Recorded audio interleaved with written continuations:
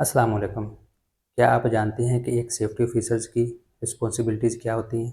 आज की इस वीडियो में मैं हर उस रिस्पॉन्सिबिलिटी के बारे में बात करूंगा जिसका जानना एक सेफ्टी ऑफिसर के लिए ज़रूरी होता है। तो सबसे पहले सेफ्टी ऑफिसर साइट विजिट करता है और उसमें देखता है कि कोई अनसेफ कंडीशन तो मौजूद नहीं है। अनसेफ कंडीशन अगर मौजूद ना हो तो वो उसके बाद टीबीटी कंडक्ट करता है। टीबीटी कंडक्ट करने के दो तरीकाकार होते हैं। एक तो ये कि कुछ कंपनीज के अंदर जो सेफ्टी ऑफिसर होता है वो उस टीबीटी को कंडक्ट कर रहा होता है। नहीं तो ज़्यादातर ऐसा होता है कि साइट सुपरवाइज़र जो होता है, जो एग्जीक्यूशन सुपरवाइज़र होता है, वही टीबीटी कंडक्ट कर रहा होता है। दोनों सूरतों में अगर तो सेफ्टी ऑफिसर उस टीबीटी को कंडक्ट कर रहा है तो वो उस दिन की एक्टिविटी के लिहाज से जो हज़ार्ड्स होंगे वो वर्कर्स के साथ शेयर करेगा और उस उनके कंट्रोल मेजर्स भी उनको बताएगा किस तरह वो महफूज रह के उस एक्टिविटी को सरअंजाम दे सकते हैं। लेकिन अगर वो साइट सुपरवाइज़र उस टीबीटी को कंडक्ट कर रहा है तो सेफ्टी ऑफिसर को चाहिए कि वो उसको अटेंड करता रहे। वीकली 1 या 2-3 बार उसे अटेंड करना चाहिए ताकि वो चेक कर सके कि ये टीबीटी जो है वो इफ़ेक्टिव है या नहीं है और उस लिहाज से वो साइट सुपरवाइज़र को सजेशन भी दे सकता है। टीबीटी के बाद क्या होता है कि ज़्यादातर वर्क परमिट साइन किया जाता है। परमिट साइन भी 2 तरह से हो रहा होता है। कुछ कंपनीज़ के अंदर सेफ्टी ऑफिसर के साइन भी परमिट के ऊपर होते हैं, लेकिन ज़्यादातर ऐसा होता है कि सेफ्टी ऑफिसर्स के परमिट के ऊपर साइन नहीं होते, एग्जीक्यूशन टीम ही उसको साइन कर रही होती है। दोनों सूरतों में अगर तो सेफ्टी ऑफिसर उस परमिट को साइन कर रहा है, तो उसको चाहिए कि वो परमिट को अच्छी तरह चेक करे कि वो सही तरह फिल हुआ है या नहीं हुआ। जो एक्टिविटी उस परमिट के अगेंस्ट होने जा रही है, क्या उसके कंट्रोल मेजर्स लगे हुए हैं या नहीं लगे हुए। अगर उस चीज़ों में कोई कमी पेशी रह गई हो तो वो उसको पहले पूरा करवाता है।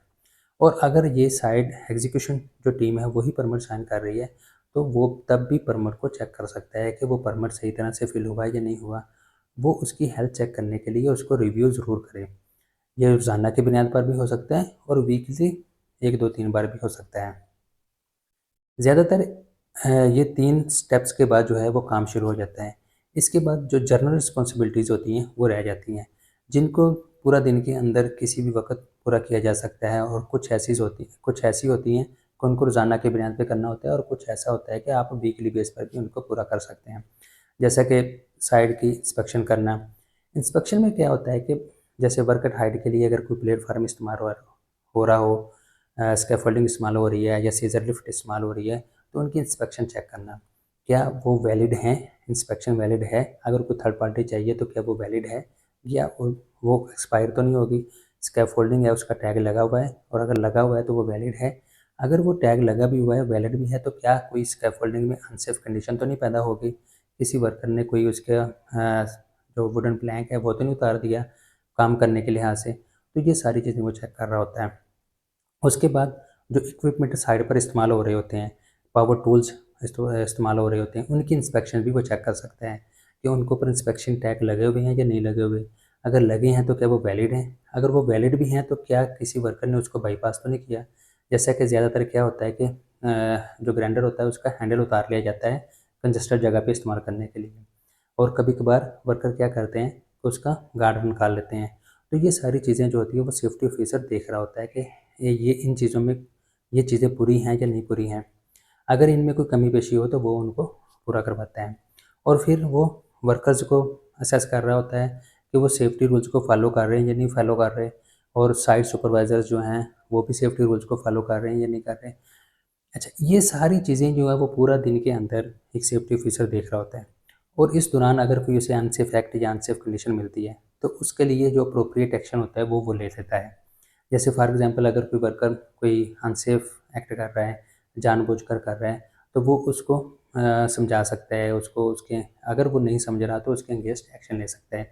ये एक्शन कई तरह का होता है, या तो वो सीनियर्स को रिपोर्ट कर सकता है या फिर वो काम सिचुएशन के लिहाज से मतलब वो कितना संगीन एक्ट है जो अनसेफ हो रहा है, तो उस लिहाज से वो काम बंद भी करवा सकते हैं। तीसरी सूरत में वो एडवाइजरी रोल भी अदा कर सकता है और वो एडवाइस भी दे सकता है कि उसको किस तरह सेफली उस काम को अंजाम दिया जा सकता है। लेकिन अगर कुछ ऐसा चीज़ हो जाती है कि जैसे कि इमरजेंसी हो जाती है, इमरजेंसी में क्या होता है कि इसमें भी सेफ्टी ऑफिसर का बहुत अहम रोल अदा होता है। जैसे कि अगर इमरजेंसी की सूरत में 2 चीज़ें हो रही होती हैं। एक तो ये होता है कि वर्कर्स को इवैक्यूएट कराना होता है, वो सेफ़ली इवैक्यूएट कराना होता है और जो असेंबली पॉइंट होता है, वहाँ पर सेफ़ली वर्कर्स को पहुँचाना होता है। ये चीज़ें भी वो मॉनिटर कर रहा होता है। दूसरी सूरत में जहाँ इमरजेंसी वाक़या हुई है, उस दौरान अगर कोई वर्कर अफेक्ट हो गया, जैसे किसी को चोट लगी है, वो उस सूरत में जो वो एरिया वेरिफिकेशन करना, वो मेडिकल ट्रीटमेंट वर्कर को देना, इमरजेंसी टीम को बुलाना, वो ये सारी चीज़ें भी सेफ्टी ऑफिसर की रिस्पॉन्सिबिलिटी में आती हैं। और उसके बाद वो जो इन्वेस्टिगेशन होती है उस इंसिडेंट की या एक्सीडेंट की, जो इन्वेस्टिगेशन होती है उसमें भी वो अपना रोल अदा करता है ताकि रूट काज की फाइंडिंग की जा सके। ये जो इन्वेस्टिगेशन होती है ये ज़्यादातर जो है वो सेफ्टी ऑफिसर कर नहीं रहा होता। ये जो सेफ्टी सुपरवाइज़र्स, इंजीनियर्स या फिर सेफ्टी एडवाइज़र जो होते हैं वो कर रहे होते हैं। लेकिन इसका रोल अदा करना बहुत ज़्यादा ज़रूरी होता है कि क्योंकि ये साइट देख रहा होता है, इसे साइट की कंडीशंस पता होती हैं। अच्छा, अब जो होता है, जो ये जो इमरजेंसी पैदा होती है, इसके लिए वर्कर्स को पहले से तैयार किया जाता है। उसके लिए हम ड्रिल जो है वो कंडक्ट करते हैं। उन ड्रिल को भी कंडक्ट कराने में सेफ्टी ऑफिसर का रोल होता है। ऐसा कि वो उन ड्रिल्स के अंदर वर्कर्स को ये चीज़ बताता है कि ये ड्रिल किस लिए कंडक्ट की जा रही है और अगर ऐसी सिचुएशन पैदा हो जाती है तो आपने किस तरह रिस्पॉन्स देना है, ताकि एक्चुअल इमरजेंसी की सूरत में कोई ऐसी भगदड़ ना मचे, कोई पैनिक क्रिएट ना हो। इसके अलावा एक और चीज़ जो डॉक्यूमेंटेशन होती है, उसको मेंटेन करना, ये भी सेफ्टी ऑफिसर की रिस्पॉन्सिबिलिटी में आता है। ऑल्दो कि ये डायरेक्टली इसकी रिस्पॉन्सिबिलिटी नहीं होती, लेकिन इसमें भी उसने किरदार अदा करना होता है। जैसे टीबीटी फार्म्स होते हैं, जो ट्रेनिंग से जो सेशन कंडक्ट किए होते हैं, उनकी अटेंडेंस जो होती है वो, अगर कोई चेक लिस्ट है वो जो साइट के ऊपर इम्प्लीमेंट है, उसको इन सब चीज़ों को, परमल्स को, ये कुछ कंपनीज़ के अंदर जो है वो सेफ्टी ऑफिसर इनको मेंटेन कर रहा होता है, रिकॉर्ड को मेंटेन कर रहा होता है, ताकि इन फ्यूचर अगर उसे किसी रिकॉर्ड की ज़रूरत पड़े तो वो अवेलेबल हो। और ज़्यादातर तो डॉक्यूमेंट कंट्रोलर अलग डिपार्टमेंट होता है सेफ्टी के अंदर, लेकिन छोटी कंपनी के अंदर ये रिस्पॉन्सिबिलिटी भी सेफ्टी ऑफिसर के ऊपर होती है। अच्छा, इसके अलावा ट्रेनिंग सेशन भी वो कंडक्ट करता है। ट्रेनिंग दो तरह की होती है, जैसे कि एक तो ये होती है कि बाकायदा ट्रेनिंग रूम के अंदर जाकर वर्कर्स को ट्रेनिंग दी जाती है। इसके अलग से एक ट्रेनिंग डिपार्टमेंट होता है जो ट्रेनिंग दे रहा होता है। लेकिन कुछ ट्रेनिंग्स ऐसी होती हैं जो साइड के ऊपर दी जा रही होती हैं, जैसे अवेयरनेस टाइप जो ट्रेनिंग्स होती हैं। जैसे फॉर एग्जांपल अगर गर्मी का सीज़न शुरू हो रहा है तो उसके अंदर जो है ना हिस्ट्रो के बारे में जो अवेयरनेस दी जाती है, ये इस तरह की जो ट्रेनिंग्स होती हैं, ये अवेयरनेस होती है, ये साइड के ऊपर ही वर्कर्स को इकट्ठा करके दी जा रही होती है।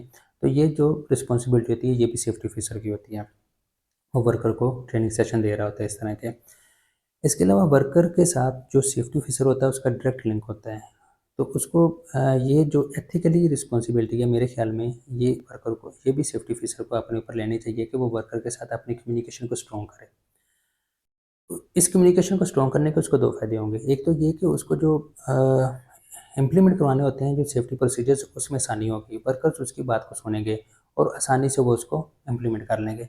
दूसरा ये कि अगर उसके उनके वर्कर्स के कुछ सजेशंस होते हैं या प्रॉब्लम्स होती हैं, जब वो कुछ सजेशन दे रहे होते हैं सेफ्टी कल्चर को इम्प्रूव करने के लिए, तो वो बिला झिझक उसके साथ कम्युनिकेट करेंगे और अच्छी तरह से उसको अपना सजेशन दे सकेंगे। उन्हें पता होगा कि इसको ये जो सेफ्टी ऑफिसर है इसके साथ हमारा रिलेशन अच्छा है, तो वो इसके साथ हम ये बातचीत करेंगे तो हमारा ये मसला जो है ना वो हल हो जाएगा। फिर वो जो सजेशन दे रहा होता है उसको हायर मैनेजमेंट तक कम्युनिकेट करना, ये भी सेफ्टी ऑफिसर का काम होता है, ताकि वो जो प्रॉब्लम आ रही है, अगर वो कोई प्रॉब्लम है तो उसका हल निकाला जा सके, या फिर वो इम्प्रूवमेंट सजेशन है तो उसको इम्प्रूवमेंट की तरफ लेके जाया जा सके। अच्छा, एक अहम रोल जो मैं भूल गया पहले बताना, एक्चुअली ये शुरू में बताना चाहिए था। वो ये कि सेफ्टी साइनेजेस हम साइड के ऊपर लगाते हैं। ये जो कम्युनिकेट कर रहे होते हैं वर्कर्स को, ये भी एक अवेयरनेस का तरीका होता है, कम्युनिकेट करने का तरीका होता है कि वर्कर्स को सेफ्टी साइनेजेस के ज़रिए hazards के बारे में बताया जा सके या फिर कंट्रोल मेजर्स बताया जा सके। जैसे कि कुछ मखसूस एरिया के अंदर जाने के लिए जो रिक्वायर्ड पीपीज़ होते हैं वो हम उस एरिया के बाहर लगा देते हैं।